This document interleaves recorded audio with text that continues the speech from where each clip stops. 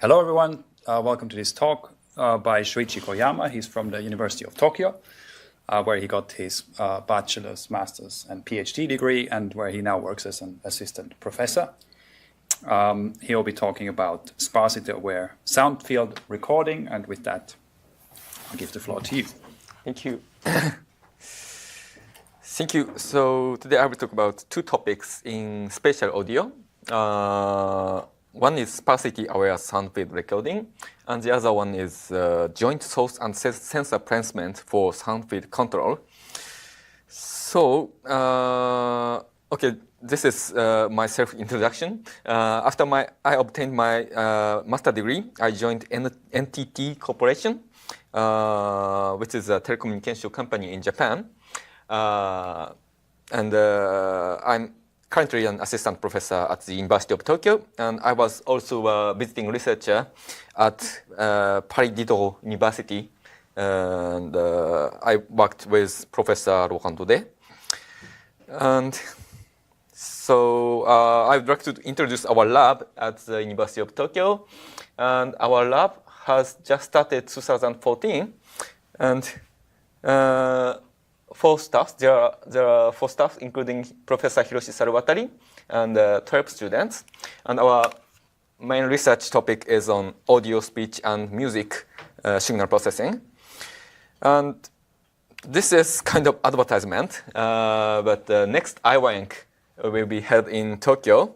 So I think it's a good opportunity to visit Tokyo. So please submit a paper and please attend this conference.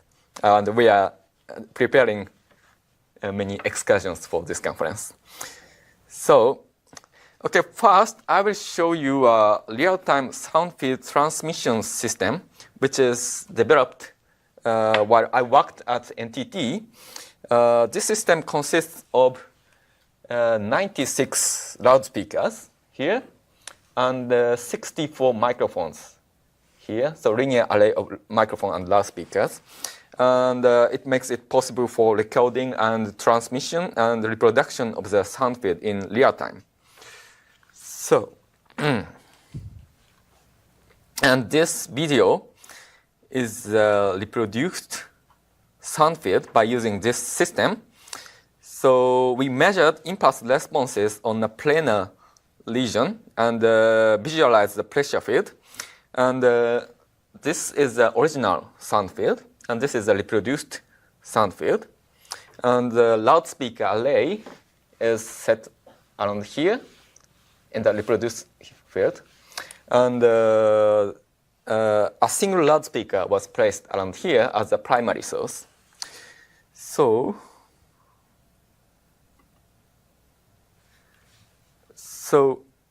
as you can see, this is the real one, true one, and this is the reproduced one. So the direct sound wave from a single loudspeaker was accurately reproduced.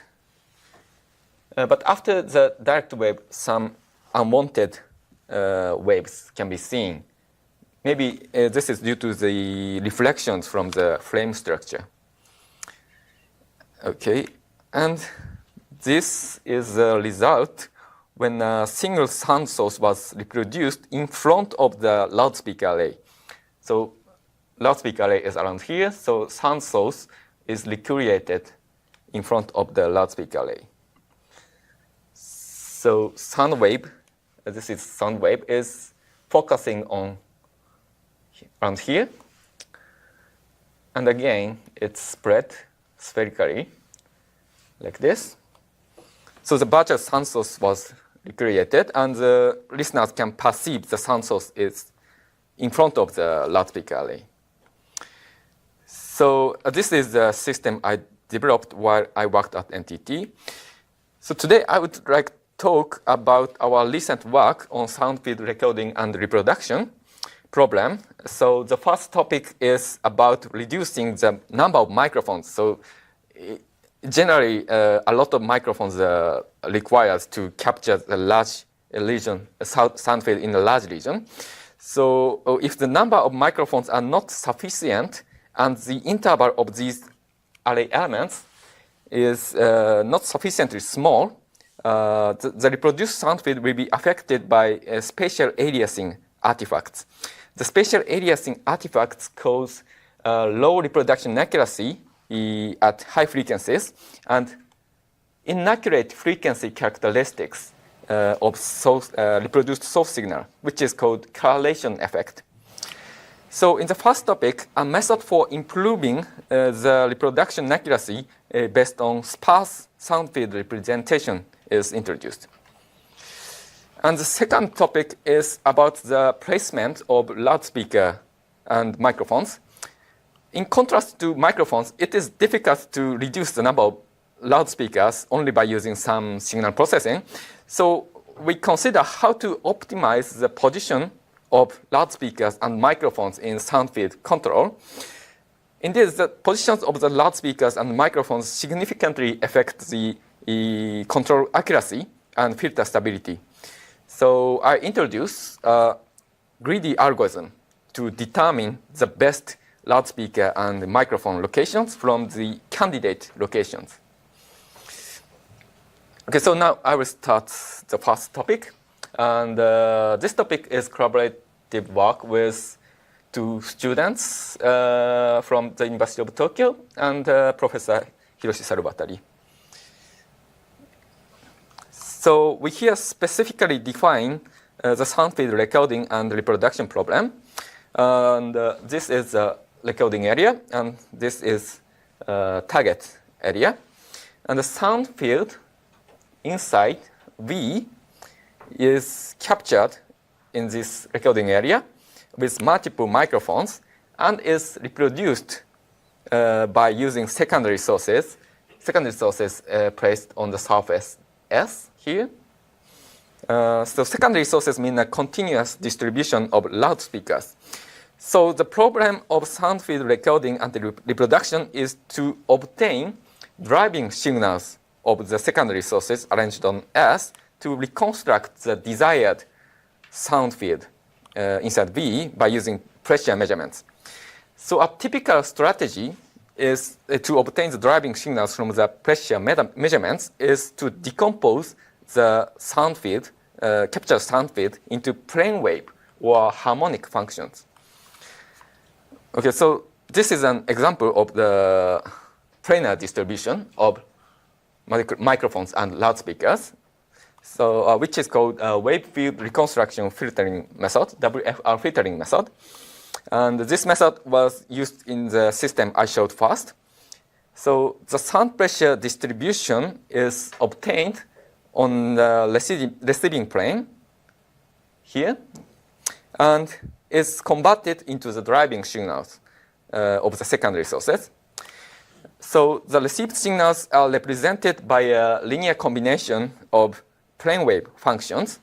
Then they are converted into the driving signals. So based on the fact that each plane wave determines the entire sound field. So this plane wave decomposition corresponds to spatial Fourier analysis of the sound field, and it makes stable and fast signal conversion possible.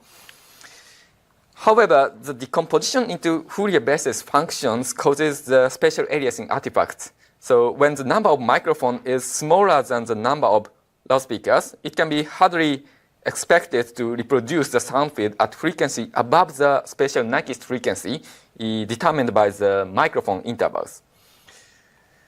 So the question is, what is an appropriate method for representing a sound field? So plane wave or harmonic decomposition suffers from spatial aliasing artifacts because many basis functions are used even when a single sound source exists. But the observed signals should be represented by a few basis functions for super resolution of sound field recording and reproduction. So because it enables more accurate interpolation of the sound field. So we assume that an appropriate basis function may be close to the pressure distribution originating from near field sound source. So, but one constraint is that the basis functions must be elementary solution of the Helmholtz equation. This is to obtain the driving signal of the loudspeakers, which implicitly includes estimation of pressure gradient distribution as in acoustic holography. And we define this type of representation as sound field decomposition. So now we assume a generative model of the sound field consisting of near field source components and far field plane wave components. So first, a sound field in the recording area, this is recording area, is separated into these two regions. So this pink region inside the closed surface omega is denoted as omega. And when source components are only inside omega, the sound field can be represented as the inhomogeneous Helmholtz equation like this. Here Q is the distribution of the source components inside omega. And P also follows the unknown boundary condition on the loom boundary. But the loom geometry is also unknown.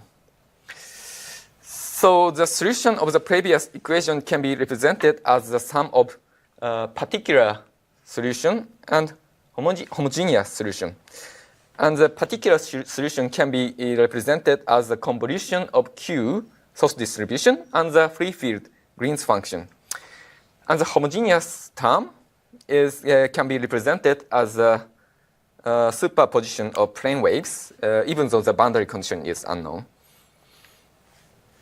So when a sound pressure distribution is observed on a plane, gamma, and the observed sound pressure can be decomposed into the particular and homogeneous solutions, the driving signals of the secondary sources for reproducing the sound field can be uniquely obtained like this. And the first term corresponds to synthesizing monopole sources, and the second term corresponds to applying the WFR filtering method, which is a plane wave decomposition-based signal conversion. And because the source components are assumed to be located adjacent to gamma, near field, so the particular solution largely contributes to the energy of the observed signals. So the homogeneous solution can be regarded as a kind of reverberant component. So its energy is relatively small. So if this decomposition is possible, the reproduction accuracy may be improved above the spatial Nyquist frequency because more precise interpolation can be achieved by this particular solution term. So, but the main problem is how to achieve such a decomposition. Decomposition into this term and this term.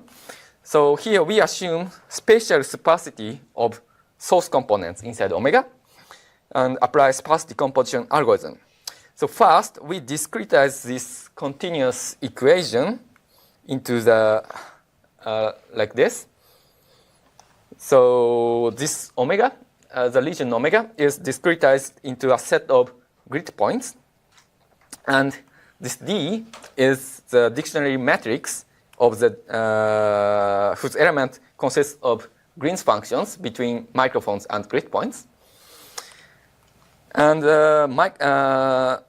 which is corresponds to the transfer function of the monopole source, and this Y is observed signals of the microphones, and X is the distribution of the source components inside omega. On the grid point, and Z is the reverberant component. So we assume the number of grid points is much larger than the number of microphones. So since it can be assumed that there are only a few sound sources inside omega, so a few elements of X has non-zero values. So this figure represents the structure of the discrete generative model in detail. So for the reason mentioned before, X has sparse structure like this. So this sparse structure can be used to signal decomposition. As in the context of compressed sensing, this decomposition can be achieved by solving the optimization problem like this. So the desired x can be obtained by using this penalty term of LP norm of x, where p is equal to or smaller than 1. Actually, a lot of algorithms to solve this problem has been proposed. And additionally, we use prior information on the physical structure of a sound field for more accurate and robust sparse decomposition. The physical property induced group sparse structure of x. So, and we use these 3 types of group sparse signal models.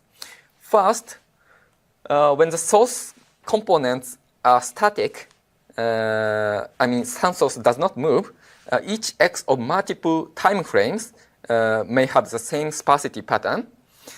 And second, since many kinds of acoustic sourcing have broad frequency band, each x of multiple frequency beams may have the same sparsity pattern. And third, since the dictionary of monopole sources will not be sufficient to represent acoustically compact sources with complex directivity, multiple components such as dipole and quadrupole may exist at the same location as the monopole components. So we obtained a group sparse decomposition algorithm based on majorization minimization method. It's a kind of non-convex optimization method approach. And it leads to a kind of iteratively related least squares algorithm. The details of the algorithm is described in this paper. So I skipped about this algorithm. So this is a block diagram of the signal conversion of the received signals of microphones into the driving signal of the loudspeakers. So first, Y, observed signal Y is decomposed into X and Z by group sparse decomposition. Then X and Z are separately converted into the driving signals by using this. And the final output is obtained as the sum of these 2 signals. So we show simulation results when linear arrays of microphones and loudspeakers are used. The simulation setup is like this. We compare the proposed method and the method based on sparse circular harmonic decomposition. This is the circular harmonic decomposition of the sound field at the center of omega with imposing sparsity constraints on the harmonic coefficients. And the WFR filtering method, this is a plane wave decomposition based method. And sound pressure control method, SPC, this is place control points in front of the loudspeaker array and design the inverse filter between control points and loudspeakers. And 32 microphones are aligned here linearly, and 48 loudspeakers were aligned on the x-axis in the target area. And the region of source components omega was a square region on the xy plane at z equals 0.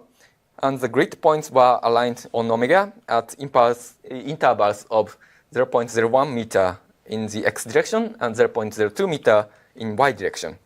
And as a primary source, an unidirectional sound source was set inside omega. And the source signal was single frequency sine wave. For evaluation, we define this signal to distortion ratio, SDRR, and P org and P lep is the original and reproduced sound pressure distribution in the time domain, respectively. And the higher SDRR indicates higher reproduction accuracy, of course. And this SDRR was evaluated in this reproduced region in pink of the target area. And this is a relationship between the frequency of the source signal and SDRR. So when the source location was like this, the SDRR of CH, circular harmonic decomposition, WFR, plane wave decomposition, and SPC is pressure matching. The SDRR of these three methods were significantly decreased above the spatial Nyquist frequency, like this.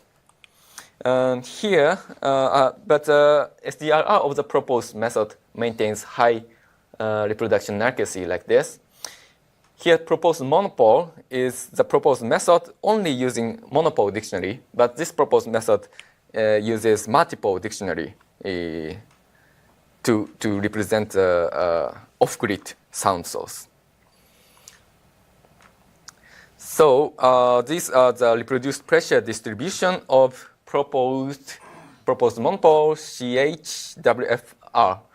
And yes, because at 4 kHz, and the frequency is above the spatial Nyquist frequency, a folding noise can be seen in CH and WFR. And this folding noise was reduced in these two methods. But in this proposed monopole, small distortion can be seen in the error distribution. Oh, sorry, this is the error distribution. And in the proposed method, the sound field was accurately reproduced around the line here. Actually, this amplitude error originates from the two-dimensional approximation of the sound field using linear arrays. And the spatial aliasing artifacts also affect the frequency response of the reproduced sound field, which is called cancellation effect.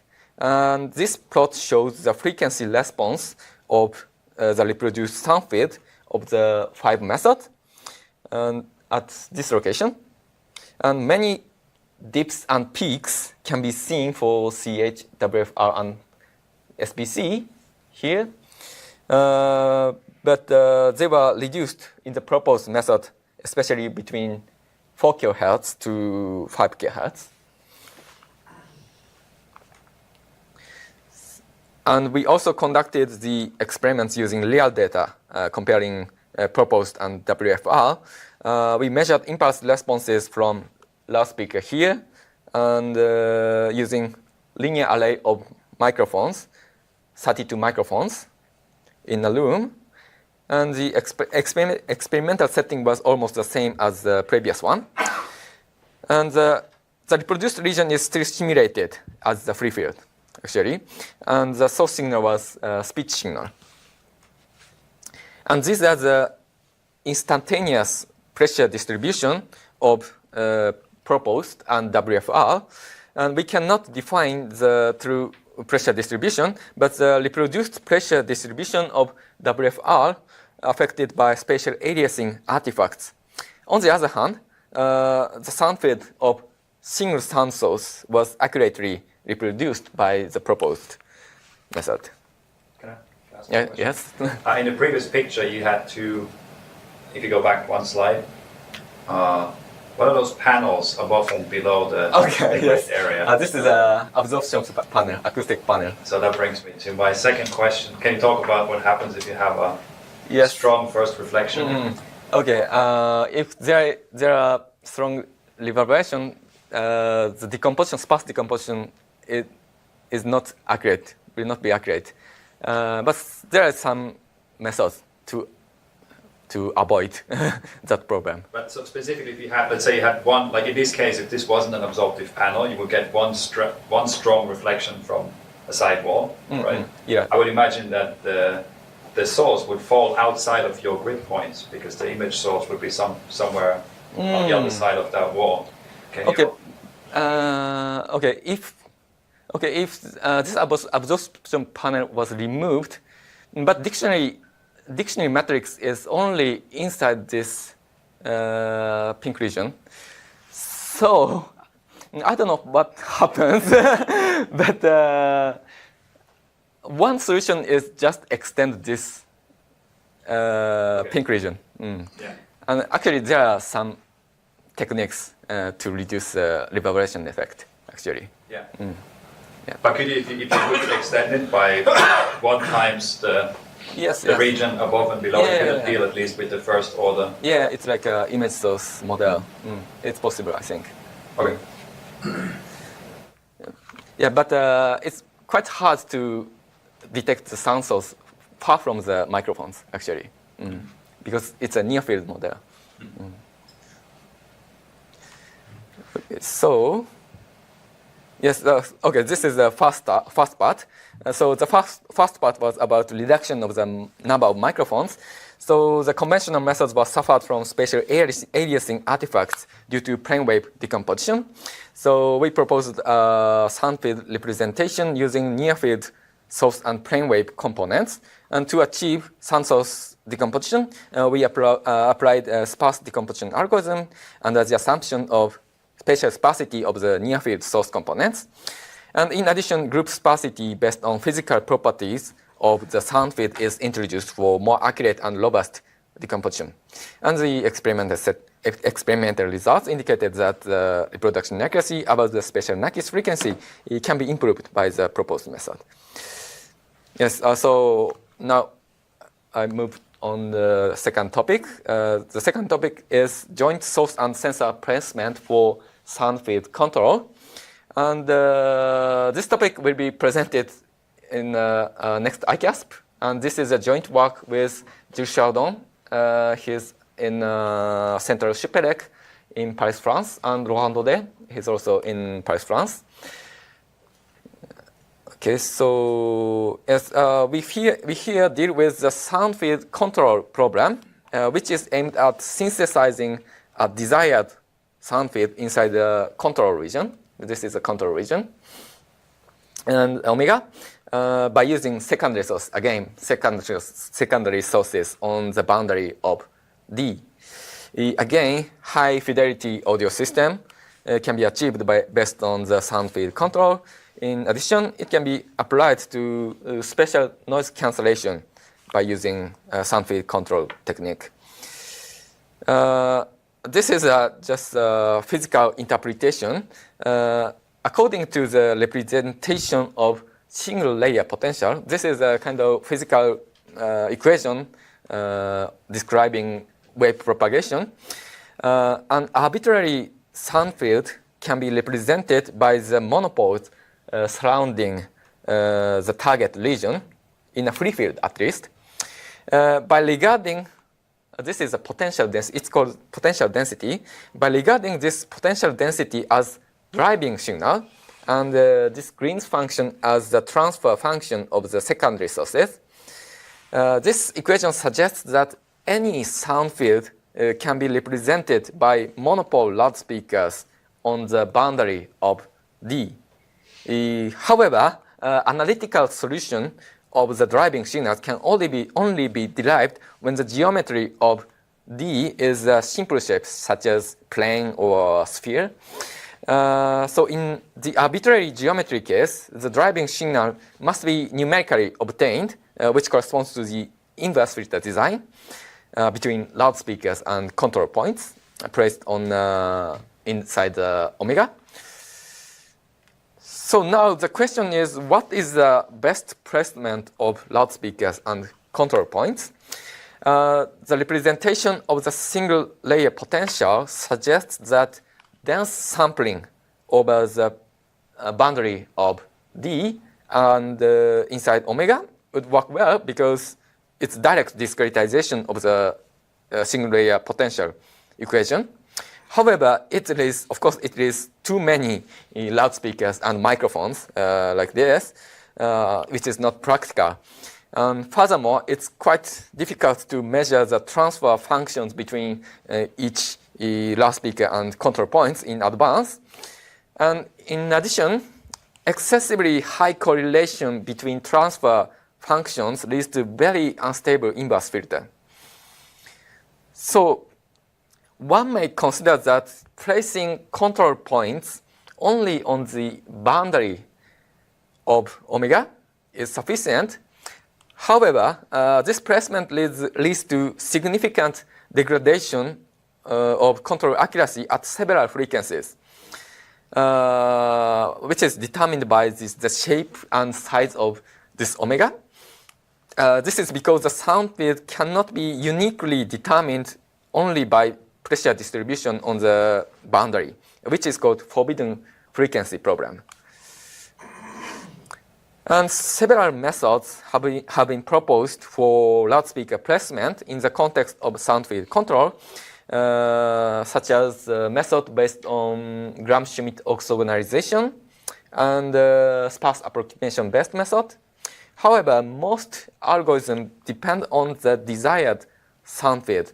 But in general, the loudspeaker placement should not depend on the sound field to be synthesized, because the desired sound field could be various. So, and about the sensor placement, although there is not many methods for control point placement in this context, but several methods for avoiding the forbidden frequency problem have been proposed.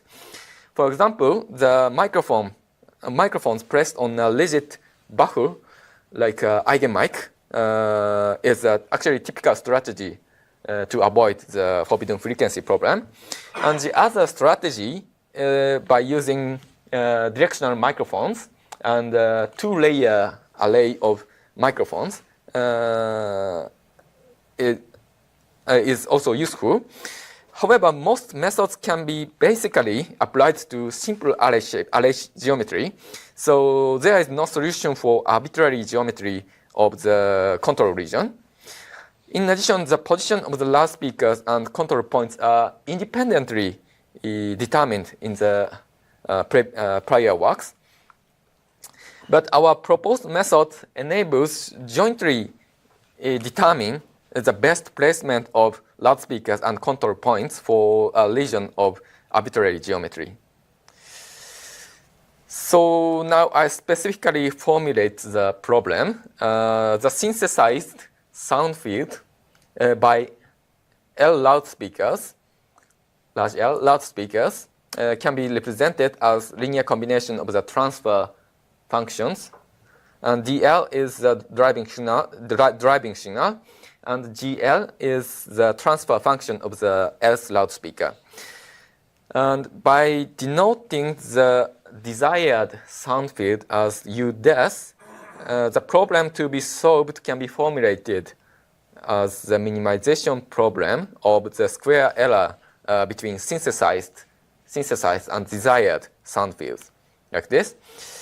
However, this problem cannot be directly solved because it includes domain integral here. So, typical strategy to solve this problem is just discretize the region omega as a set of control points, like this. So it leads to a simple linear equation like this. So here, U des is the vector of the desired pressure at the control points, and D is the vector of the driving signals, and G is the matrix of the transfer function between the loudspeakers and control points. And this can be simply solved, actually, by using this Moore-Penrose pseudo-inverse of G. And this corresponds to the inverse filter design, but the calculation of this inverse could be very unstable in many cases. So regularization may be introduced, especially when the transfer function can be perturbed. And our objective is to choose the best loudspeaker and control point positions from the candidates densely sampled on the omega and the boundary of D, such that high control accuracy is achieved with sufficiently stable inverse filters. So, okay, our idea is to apply empirical interpolation method, EIM, to the source and sensor placement problem. And okay, EIM was proposed in the context of numerical analysis of partial differential equation in 2004. So given functional space V defined on a domain omega, EIM enables to choose the best interpolation function and sampling points on omega to approximate any function V belonging to the functional space V with the greedy algorithm. So the sound field control problem can be regarded as a problem to approximate a desired sound field inside the target region by using linear combination of transfer functions of the loudspeakers. Therefore, the transfer function of each loudspeaker can be regarded as interpolation function, and the control points can be regarded as sampling points. So this interpretation enables to apply EIM to the source and sensor placement problem. Then we can obtain a greedy algorithm for choosing source and sensor position using transfer functions between candidate locations. So, but I do not explain the details of EIM, but EIM iteratively pick the interpolation function and sampling point that maximize the L infinity norm of the error between the interpolation and function to be, interpolation and function B to be approximated. So since the condition number of the linear equation to be solved for the interpolation does not increase too fast, the given function is guaranteed to be stably approximated at the error below the predefined target value. So by regarding the functional space V as transfer functions between candidate locations, EIM can be applied to the source and sensor placement problem like this. So again, this algorithm iteratively picks the loudspeaker and control points that maximizes the L infinity norm of the error between G and its interpolation. Based on the property of EIM, the proposed algorithm enables to approximate G at the error below the tolerance with sufficiently stable inverse filter. So let me show some experimental results. We conducted numerical simulations in 2D sound field. This is a room geometry. And the transfer functions were simulated by using the finite element method, FEM, with 0.1 absorption ratio on the walls.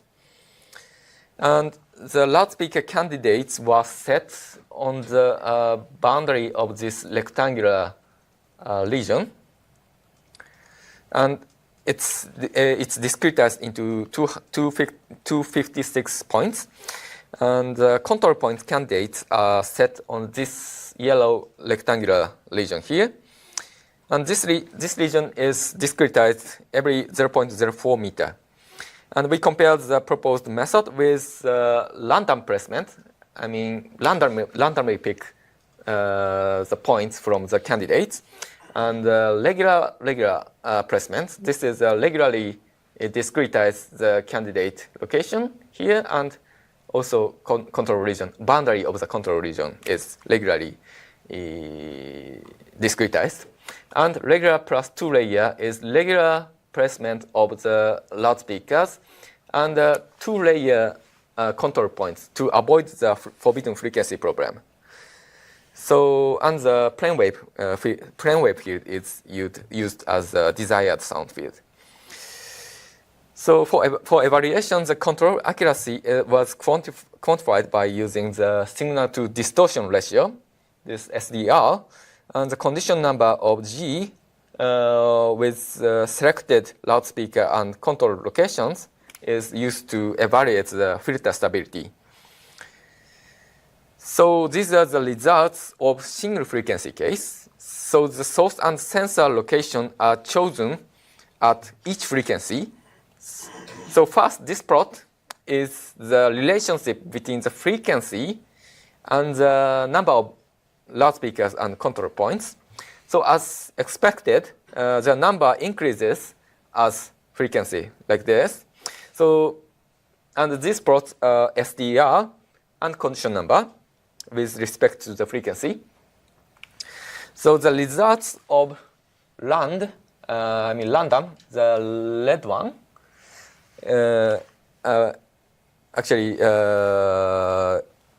it's varies a lot because randomly the land picks the loudspeakers and control points randomly at each frequency, so the results varies a lot. And in regular placement, you can see a lot of dips in the SDR. Regular leg is yellow one. You can see the many dips. This is due to the forbidden frequency problem. And even though two-layer placement is introduced to avoid the forbidden frequency problem, actually many dips can be seen, like this purple one. On the contrary, on the other hand, the highest SDR and the lowest condition number was achieved by the proposed method at most frequencies.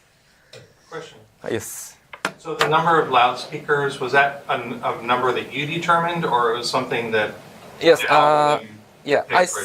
I set the tolerance error tolerance, and the proposed method can determine the number of the loudspeakers like this.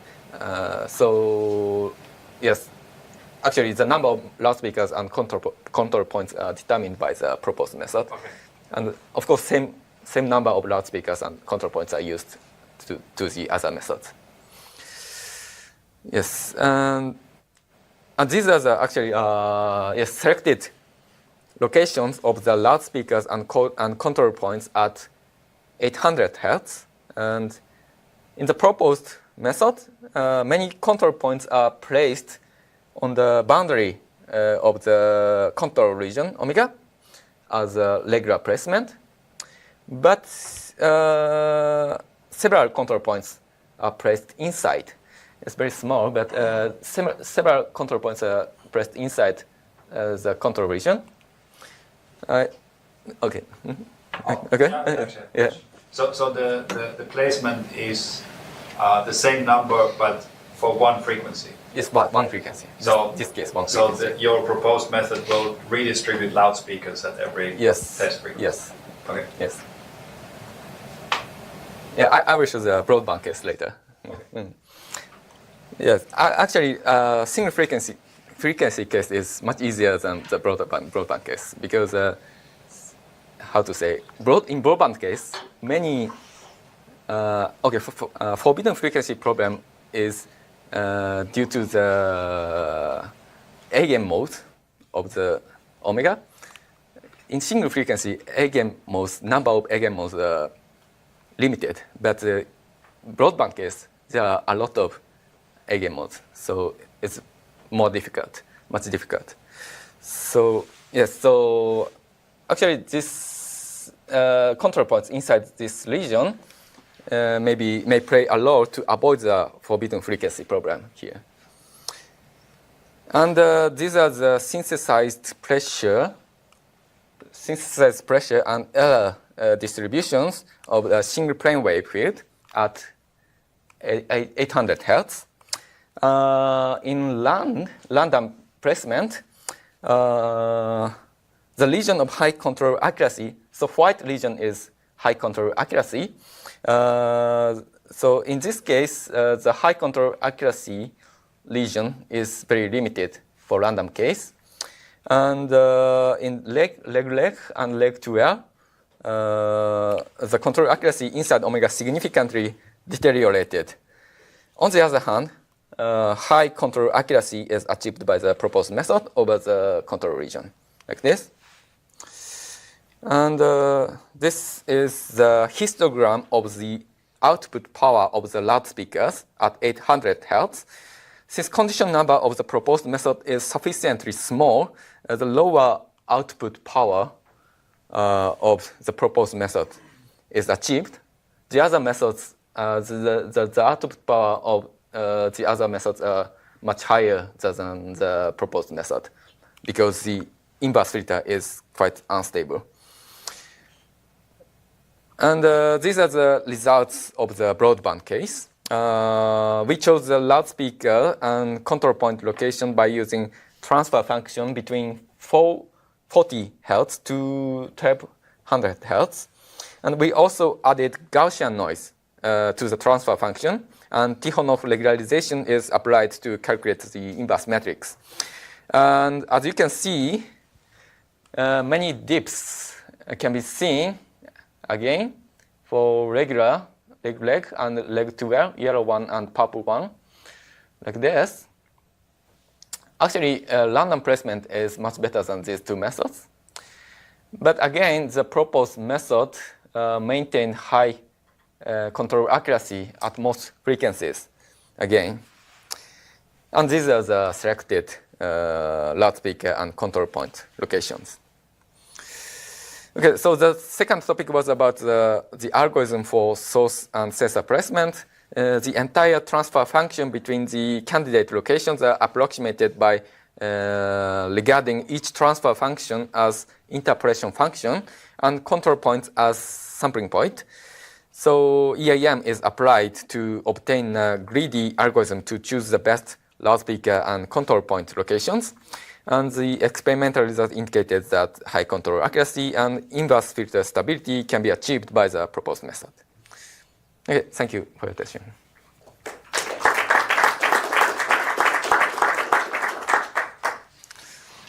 I'd like to ask a question.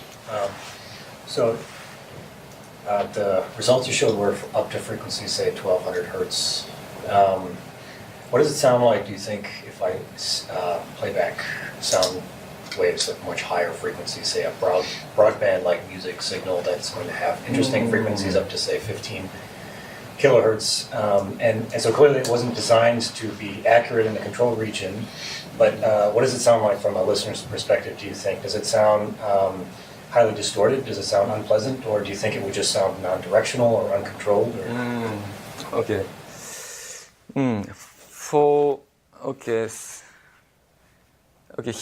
For human hearing perspective, I think the importance of phase difference of the ears important for up to 1200 Hz.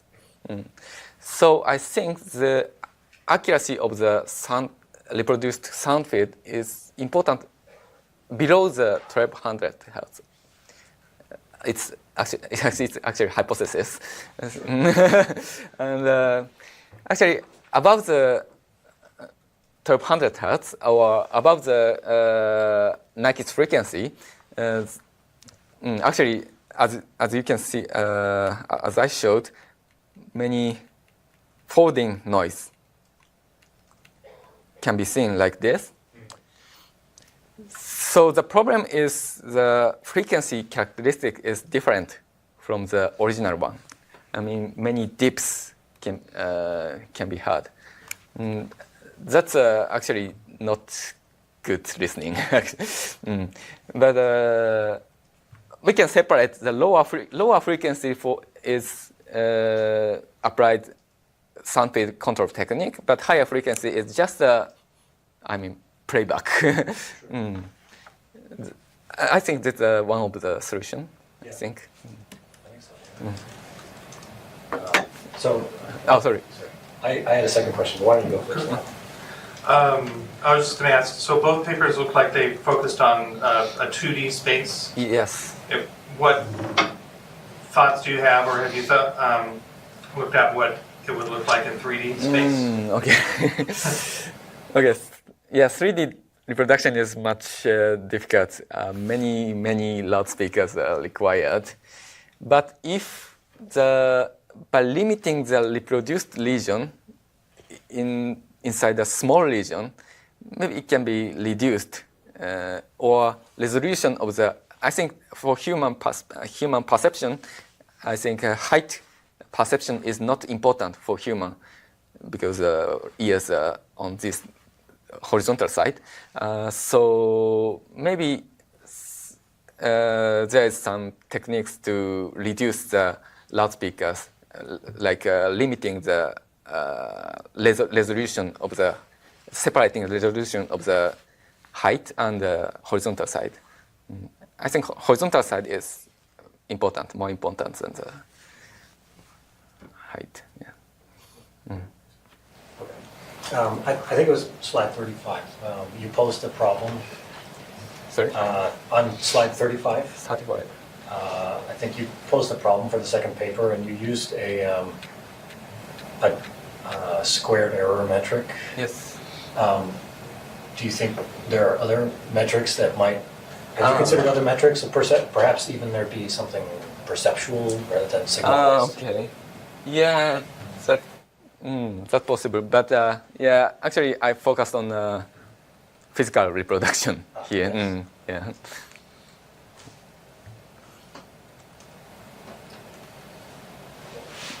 So one question to your second last slide, I think, where you computed this distribution of loudspeakers and microphones.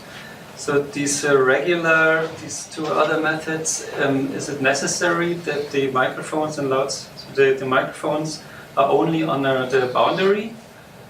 Is this necessary for these methods? Because it seems to help if you have microphones inside of the area. Sorry, you mean?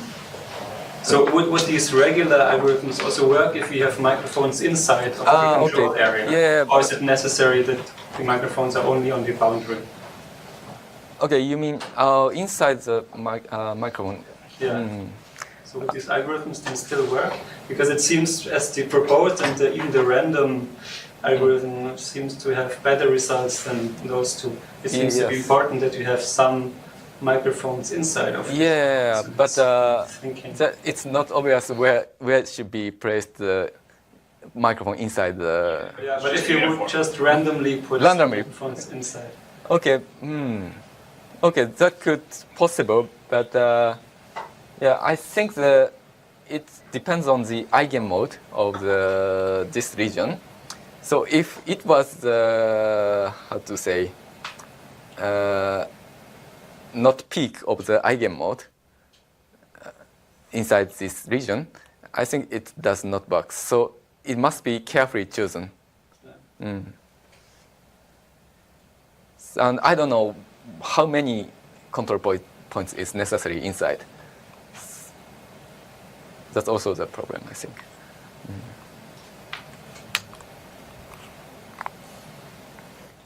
Have you done any analysis on how robust this is in terms of interference? So if something is interfering one of the speakers, how it affects the sound field? So in a real environment, if you have someone walking into the environment. Okay. Okay. Because this is very optimized towards a sparse array. So I would assume that even just removing one speaker from the array would have a pretty big effect on how the sound field is reproduced. You mean this topic? Right. Okay. Yes. That actually future research, but yeah. So this one is based on the inverse filter of the transfer function matrix. So if the transfer function changed, it's maybe it produces the error. But actually, I'm not sure what happens. I guess at least because the proposed method reduces the loudspeaker level, maybe that puts some regularization on. Yeah. Again, I would imagine if the loudspeakers are playing at higher levels and one of them drops out suddenly, some instability in your inverse transfer function becomes audible and it might kill the whole. I see. Yeah, I don't know. Okay. Yeah, that's good. That's possible. More questions? Is it a reason that you chose a rectangular area here? No reason, just Just to compare the methods? yeah, just okay. There is an analytical solution for simple shape, like a sphere and plane, but there is no solution for this type of rectangular region. So it must be solved by numerically by using inverse transfer function. But the proposed method would work for any kind of... Yeah, any kind of, yes.